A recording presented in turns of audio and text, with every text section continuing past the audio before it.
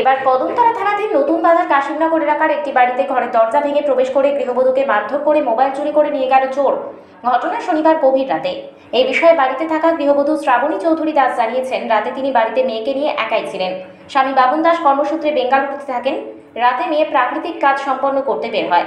এরপর তিনি মেয়েকে নিয়ে ঘুমাতে গেলে এক চোর ঘরের দরজা ভেঙে ঘরে প্রবেশ করে এবং চিৎকার না করার জন্য হুমকি দেয়। সেই সময় পাশে থাকা শিশু চিৎকার দিলে চোর গৃহবধূকে মারধর করে ঘরে থাকা মোবাইল নিয়ে পালিয়ে যায়। রাতে এই ঘটনার খবর পেয়ে সেখানে ছুটে যায় কদমতলা থানার পুলিশ। ঘটনার তদন্ত চলছে বলে খবর। বাচ্চাটা জ্বর আইছি, আমি একটু উঠছিলাম, উঠটা মানে তাই একটু পেঁচা পড়ছিল, আমি তাই পালিয়ে দেওয়ার লেগে জামা একটা পরাইয়া দিছি। উঠটা পরানোর পরে তাইটা শোয়াইছি, শোয়াইয়া আর আমিও শুইছি। শোয়ার পরে একটু আমি উঠছি, ওঠার পরেও একটা বেটা দেখি মশারি তুললেও আমার এখন মাতিস না, মারলেও মারি পালাই দিব। এরপরে মুখও যাতা মেয়েরা আমার ধরছে, দইরা তো আমার মানে ফালাইছে, বিছনাথ ফালাইয়া কিছু করছে না। মানে আমার বাচ্চাটা যেমনি কান্না আরম্ভ করছে,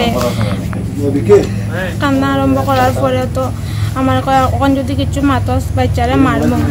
এরপরে আমার বাচ্চা যেমনি কান্না আরম্ভ করছে, আমিও কাঁদছি। এরপরে তো আমার দুইটা মারছে, ওখানে কোমর একটা মারিয়াও বাইরিয়া গেছে গিয়া, রড দিয়া মাইরাও গেছে গিয়া, মোবাইলটাও লইয়া গেছে গিয়া আমার। আর কোনো কিছু নিছে না? না, আর কিছু নিছে। ঘরে ঢুকছে কিরকম? ঘরে তো ঢুকছে আমার সিটকারিটা ভাঙ্গা ঢুকছে। আচ্ছা, তোমার নামটা কি? এরিয়াটার নাম কি? এটা তো নতুন বাজার, আমার কাশিমনগর। আমার নাম শ্রাবণী দাস। স্বামী কই থাকে? স্বামী তো বেঙ্গালুর থাকে। বাড়িতে আর কেউ নাই? না।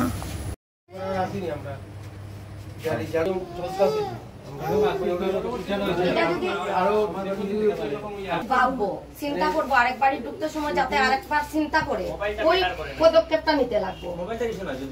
মোবাইলটা গেছে যাক গিয়া।